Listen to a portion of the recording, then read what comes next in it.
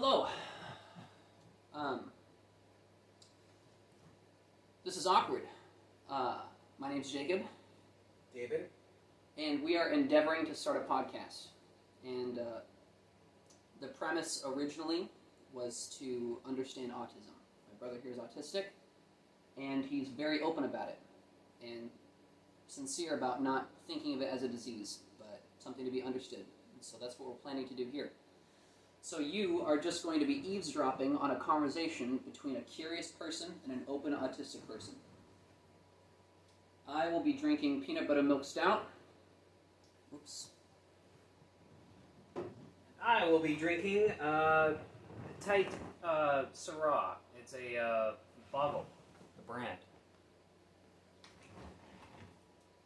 And it will take a little while for us to forget there's a camera here. Of course, this being the first podcast, we're not that used to it.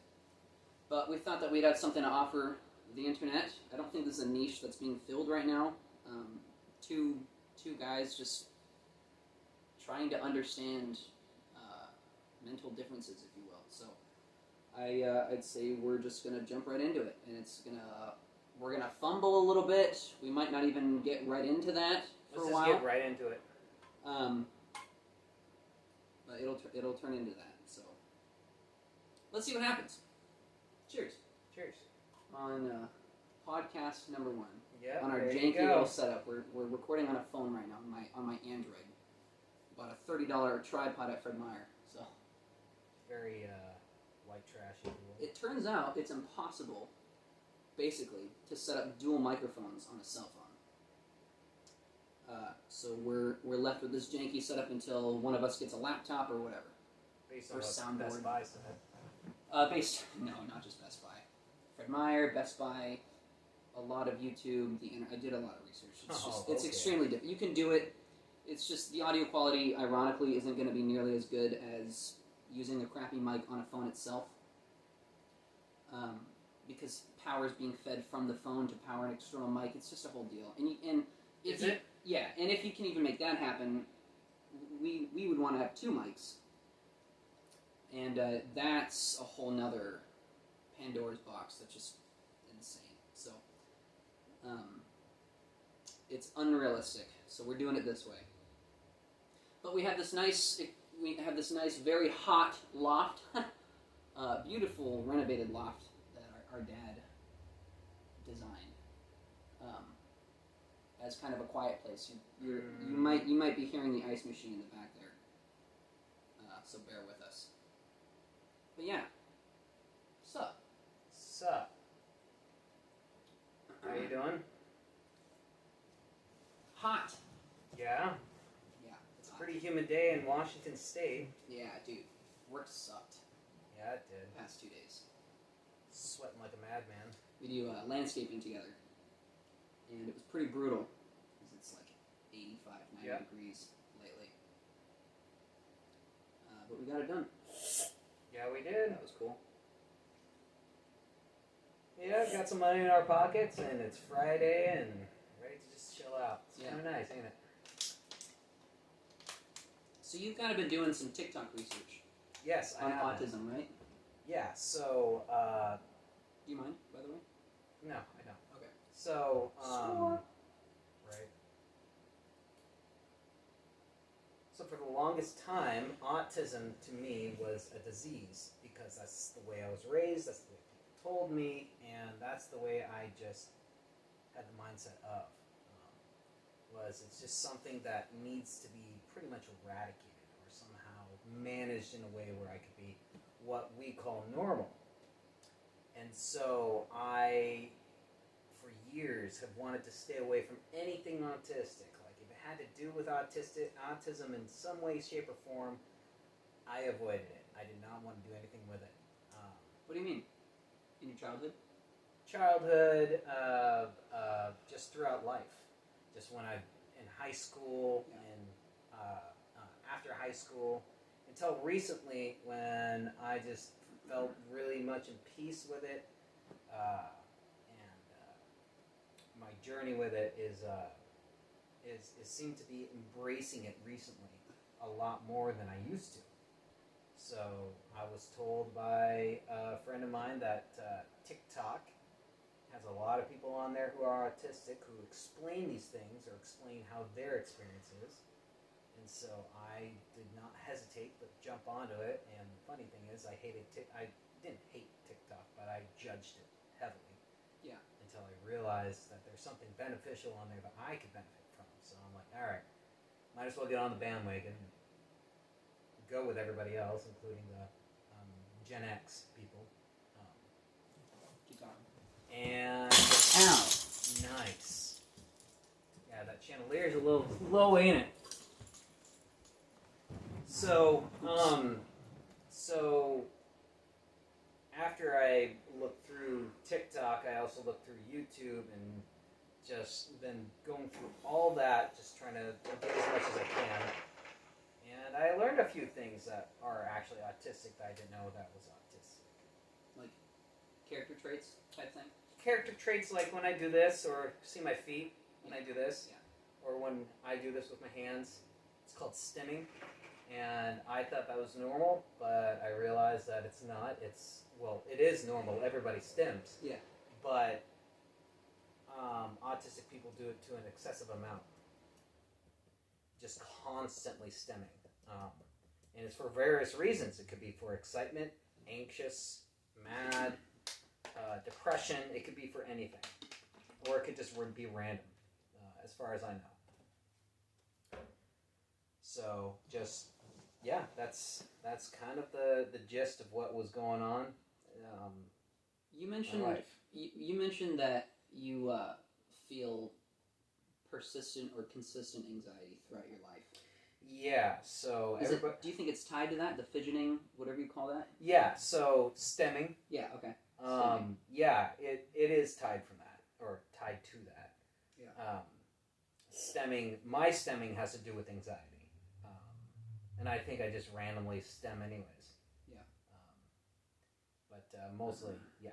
I remember when you used to smoke cigarettes. Even when you didn't have a cigarette, you'd still like do, like you'd always do the flicking thing, trying to ash it constantly when you had a cigarette in your hand. You'd do this.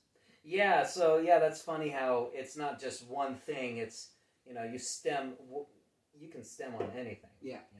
It could be fidgeting with a lighter, fidgeting with, my cup, or at that time fidgeting with a cigarette. Yeah. I mean, it's not just tied to one thing.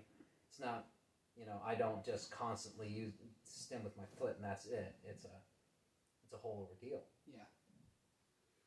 On the side, I want to acknowledge that we recorded one intro, and I was doing a lot of the talking and was drawing it out. And David totally hit the stop record button, which annoyed the hell out of me because I put a lot of momentum into that. But I think it was a good call. I think it was a good idea to restart the video and use the intro that we used. I just want to acknowledge that as we go forward. Uns, yeah. Yeah. So, cool. When you talked about your childhood, anything you said something to the effect of anything that had to do with autism you avoided. What kind of specifically did you mean by that? Situationally, do you have any examples? The best example would be, other people that are autistic. I would avoid that too. Avoid them? Yeah. As a person? Yeah. Yeah. Because it freaked me out. I mean, I just didn't... I saw it as a... So since I saw it as a disease, I didn't want to be around other people, and I can't really explain specifically why, or I can't get real detailed about that because I don't know, I guess I just don't know how to put it in words, but basically, yeah, I just try to stay away from people that were autistic. Yeah. Or anything tied to autism. Was it usually people that were obviously autistic on the outside? Well, yeah. Yeah. Everybody, there could be people that, I didn't know that were autistic that I was talking to. Yeah, sure. Yeah. Anybody that I knew that was autistic, I'd stay away. Or like, let's say there was like a flyer that said autism on it, right? I never came across something like that, but I would imagine I would stay away from it as much as far as possible. For example. Yeah, for example, right. Yeah. Why did it make you so uncomfortable? again, I can't put it in words. That's just bottom line. I mean, I guess the best way is because society told me. Because that's the way I viewed it. Because I guess because our parents told us that I shouldn't use autism as an excuse or for a reason for anything.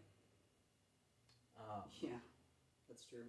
And bless their hearts, I don't think they understood how to take care of autism. It was still a relatively new thing back in the 90s, so nobody really knew how to handle it correctly.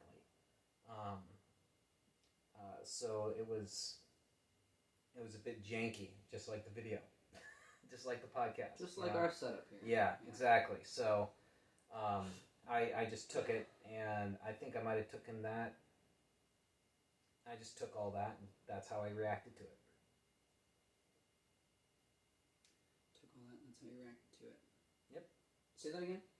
That's how I took everything that everybody said about autism, and how I reacted to it was stay away from it. Oh, sure. Try to eradicate it, which you can't. Ironically, you can't eradicate something that you don't know about. So, and I didn't understand that until recently, and now, ironically, I don't want to eradicate it. Until very recently. Yeah, You grew up thinking it was something to be overcome. Yeah, like I can overcome this. I can be completely normal. Do you think there's any utility in that? What do you mean? Do you think there was anything useful about that philosophy growing up? Useful. Yes, there is, just like everything else, everything's got a positive and a negative. Yeah. That's just how life works. But the positive of that is I got to push myself. A lot of people who have kids who have autism, they do not want to push their kids. Mom and dad pushed me, and I think I pushed myself as well because of that mindset, which I'm very grateful about. Yeah, gotcha. Because I can be independent and figure out my own bills, figure out, if my car breaks down, I can figure that out.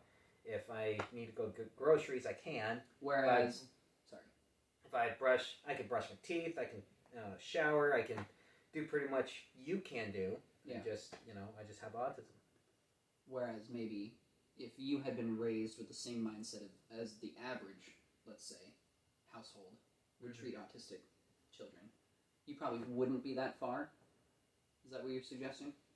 Yeah, I've actually met somebody who was autistic, and we were doing a church function actually. And so this church function, you had to pay a certain amount of money because it was like a youth group,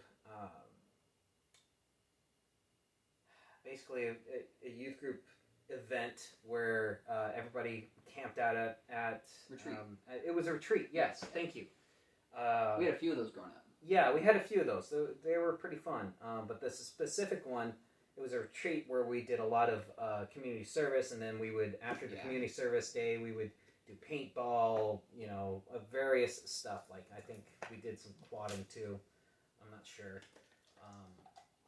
because I never got into it. Damn. We never did it. I never did it anyway. That's a cool But church. yeah, it really is. But a way to pay for it was to do some labor for people at the church. You want one of these?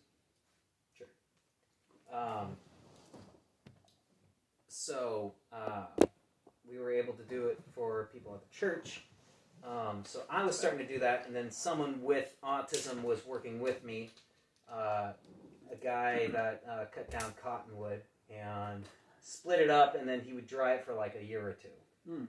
He really liked the Cottonwood because obviously it's plentiful in Washington. Yeah. And nobody wants that wood. Nobody wants the wood, and he sees the value in it, so he just cuts them up, and I was helping him out with that. Clever.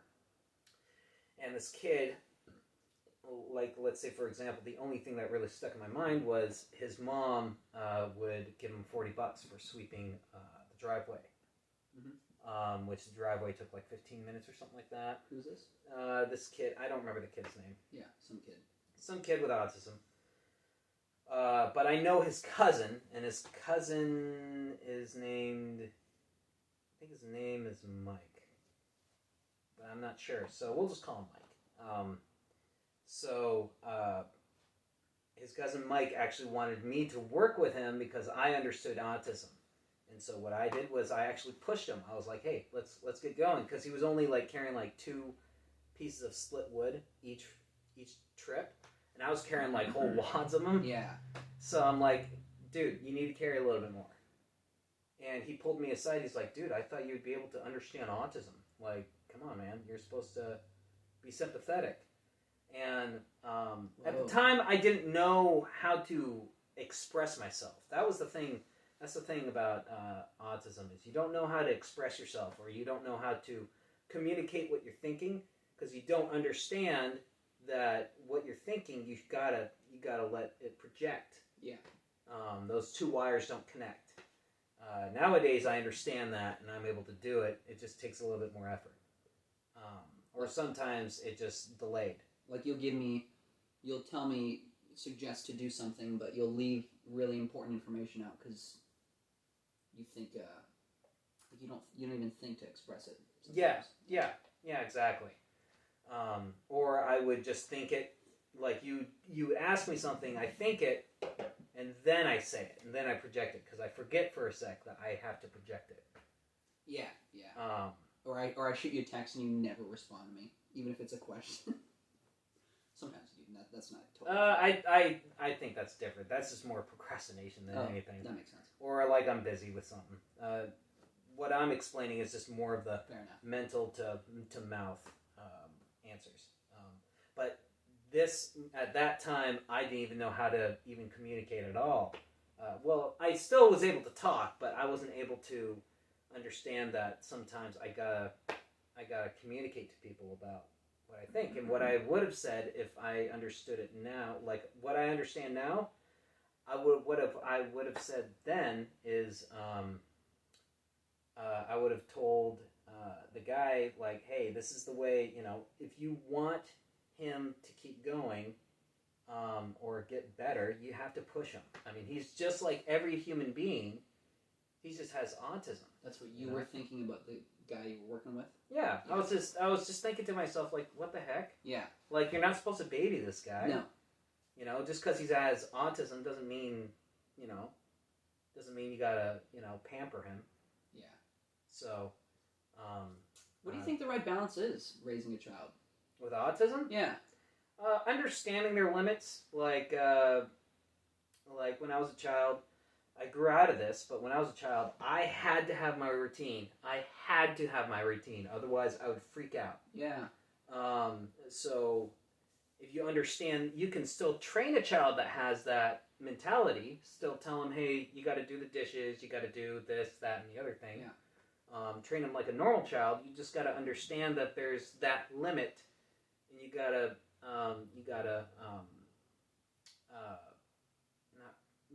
accommodate to that, or understand that he doesn't know how to communicate, so you got to accommodate to that.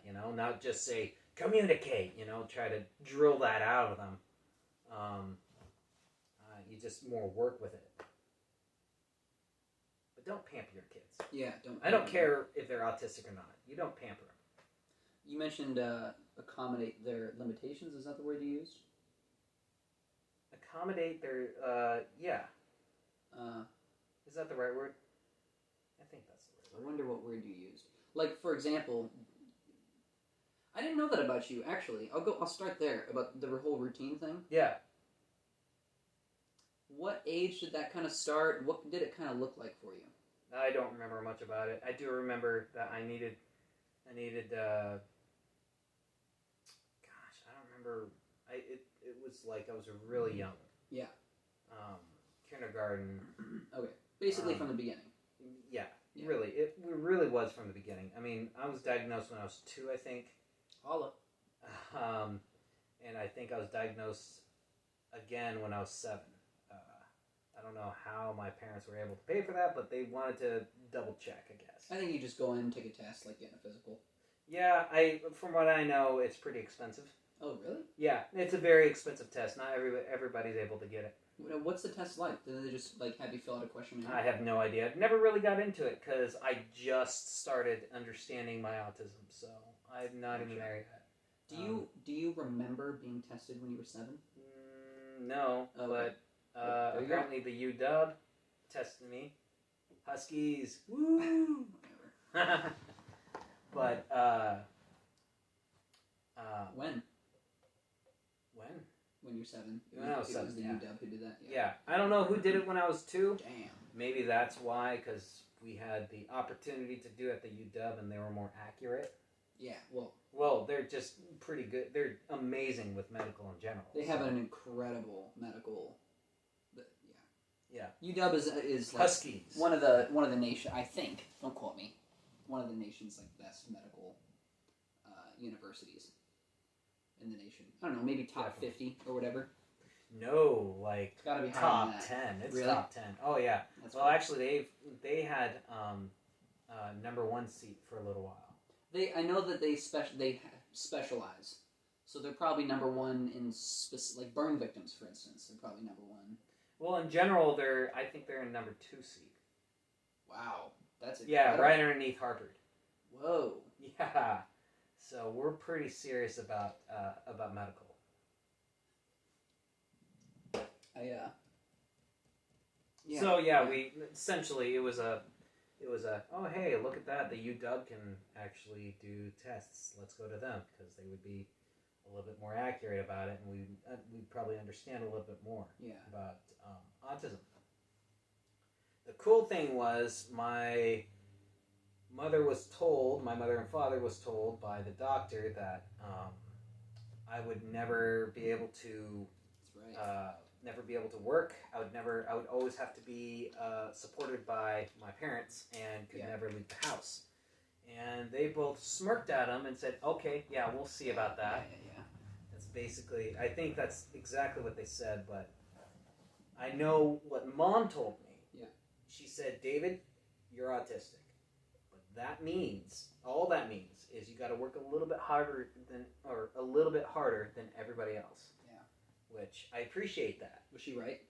Yeah. Yeah. She was. Again, like the way I speak, I stumble over my words. I pause. I can sometimes I have a glitch in my head where I just repeat the same word. Yeah. It happens every once in a while. It's super weird, but it's just, I just have to stop for a sec, reset my brain, and then communicate what I need to communicate. Interesting. Out loud, do you do this? Repeat the word? No. I just need to... Oh, you mean yeah, totally, yeah. Yeah.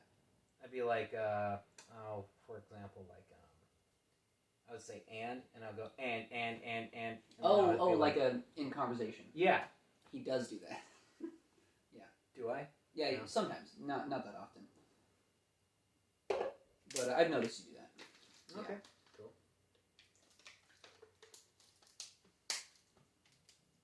So.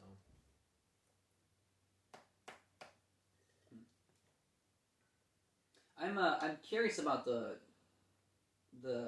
philosophy of raising a child with autism. Because when the doctor told them that you basically are never going to be able to support yourself, essentially is what the doctor said.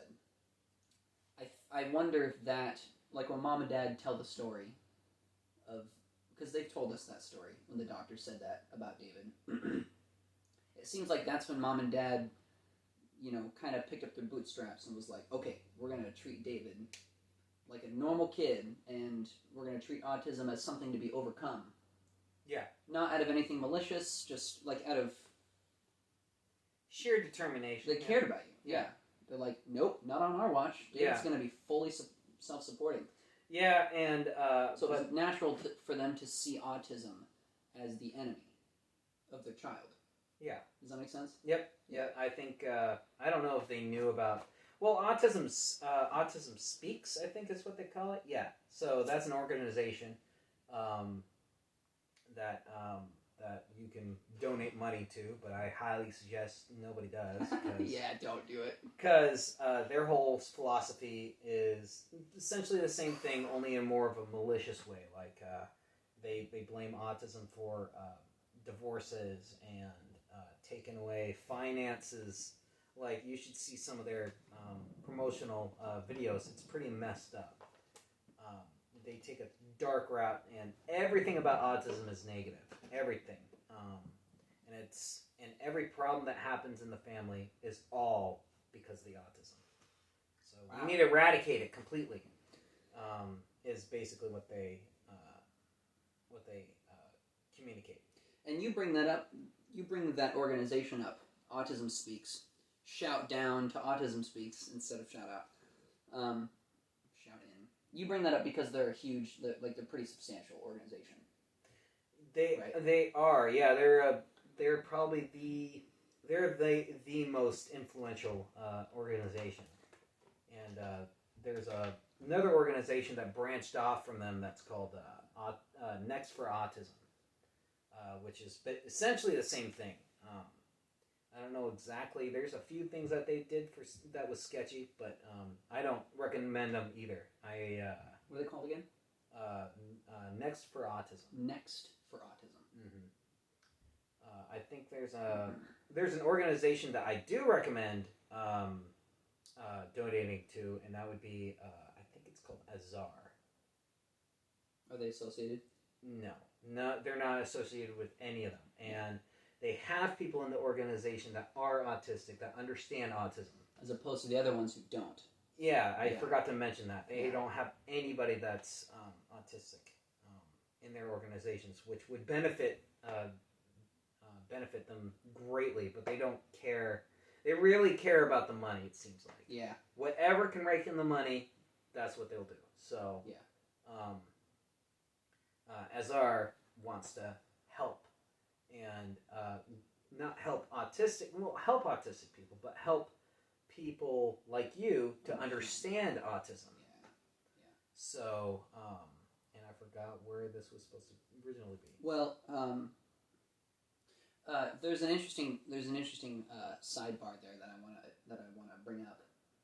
If you are running an organization with an intended purpose, like let's say. Like SpaceX, for example. A huge fan of Elon Musk. David's smirking right now because I can't get enough of the guy. Talks about him a lot. He's an engineer, and he's the leader of his three or four or five businesses now. Like, if you have an engineering company, you want an engineer running it, and if you have an a foundation to support autism, essentially. Educate the public about autism and support people with severe autism and whatnot. You want somebody who's autistic in some leadership roles. So that's a good rule of thumb if you're thinking about donating to any organization with a specific purpose. You want to find out if there's people you know what I mean? Like people you want to find out exactly what the organization's all about, like what's their intended purpose, and you would want to know who's in their organization. If it's talking about autism, figure out if they got autistic people in their organization. Because if they do, then they obviously are willing to understand and respect people with autism. Well, and then they know what it's like. But it varies for every organization. You just gotta understand what key things makes a good organization for that specific organization. There's a good analogy there. It's like a really dumb example would be like a group of arsonists, building making a firefighting branch or whatever. People who are utterly unqualified and can't relate to the cause of the organization, who are utterly in charge of that organization. You want people who can absolutely relate to the cause itself to have some leadership roles. Otherwise, it seems like you can pretty much bet they're not gonna get the whole picture. Yeah, that's interesting. I've heard that same idea expressed about like corporations and things like that and leadership. Like you want an engineer running your company rather than some slick businessman, depending on the company. Yeah, that's interesting. It applies to more than I thought. Makes perfect sense though. Accommodating. I know you're just starting to understand autism. I am barely beginning to understand autism. Well, it's not understanding autism; it's understanding what parts of me is autism. I know what autism is, but I'm just trying to relate and trying to figure out what part of me can be is normal, which, I mean, I guess normal's relative. I mean, I think I'm a person. I'm an autistic person. Let's say average. I'm not a person with autism, so I don't think. I don't know, or I should say, I don't think any part of me is normal, and then and most of it's like autism. I think it's just like it's all one. I like the phrase neurotypical versus neurodivergent. Divergent, yeah, that's right. So neurotypical is you're neurotypical, sure, and I'm neurodivergent. I like that better than you're not disabled and I'm disabled. Yeah, because it's not. We think of it as a disability. Yeah. I mean, I get why, right? But if you had a society of autistic people, they're fine. Probably. Yeah. They're going to be fine. Mm-hmm. So, disability, it's not that we're trying to be PC and all-inclusive. It's literally speaking, disability isn't an accurate description because that implies less able. When there is a plethora of examples of people with these neurodivergent traits who are doing orders of magnitude better than somebody who's neurotypical, for instance, like Elon Musk. he recently came out on SNL as having Asperger's. I kind of could tell because I grew up with someone who's autistic. I can kind of read the signs, but that was quite the moment when he did that. Proving just how inaccurate the word disability is, you know. Yeah. Of course, there are some people that are like way far on the spectrum and can't even feed themselves. That's a disability. They're disabled, right?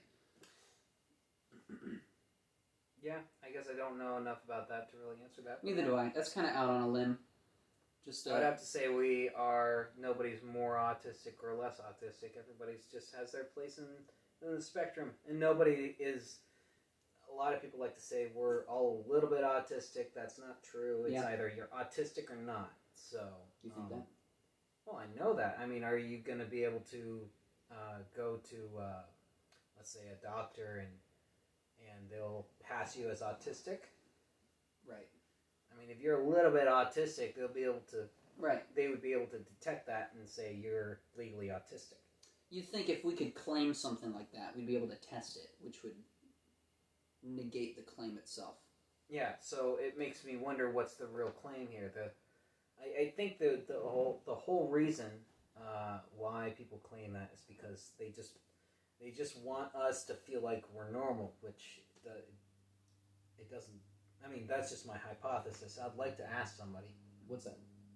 Why they say everybody's a little bit autistic. What's the purpose of that message? I wonder. That kind of ties back to a thought I had at the beginning of this podcast. When it's interesting whenever you describe a specific trait, like you stumble on your words, or you don't always express necessary information and don't even think to. It's like you fidget. If you point to any one thing that you do, any other, say, neurotypical person can relate to that. I go, oh, I stutter too, or I like to. I fidget because I have ADD or whatever. Well, yeah. So that's actually a very important point. And everybody has some trait of autism. Well, I want to say this. Mm-hmm. Most of I wouldn't say most, but there's a lot of things that autism has that people normally have on a day-to-day basis. It's just autism does it to an extreme, more of a heightened amount. I don't want to say extreme, but just more heightened. It's just more relevant. Yeah. Like you will fidget every once in a while, but I will fidget all the time. Right. Like it happens day-to-day basis, right? But there's certain traits that we have that not very many people have, like looking around. Well, I guess. So my point was, with that, it's not. My point originally was, Yeah. I could see why somebody would make the claim that everybody's a little autistic, based on what we're talking about. Everybody can relate to some of those things, but I think that's the wrong direction to look at it. It's not that everybody. It's not that all those traits are inherently autistic, which is kind of funny description. It's that autism incorporates a lot of those traits in an exaggerated way. Yes. A lot of normal things that people do in an exaggerated and concentrated way. Yeah. Is a low resolution way to describe autism. But that's just to dispute the whole everybody's a little autistic. No, I don't. I think that's the wrong direction to look at it. It's not that everybody's a little autistic. It's that autistic people are a lot of something. Yeah, they. Yeah, definitely. Yeah. They got. Bam. Yeah. I can't really say it any better than. Does that you make did, sense? So. Yeah, that makes perfect cool. sense. Right I think that puts all my. It definitely makes it more clear. Everybody's a little autistic. Yeah. Yeah. Right. Yeah. Kumbaya. Uh huh.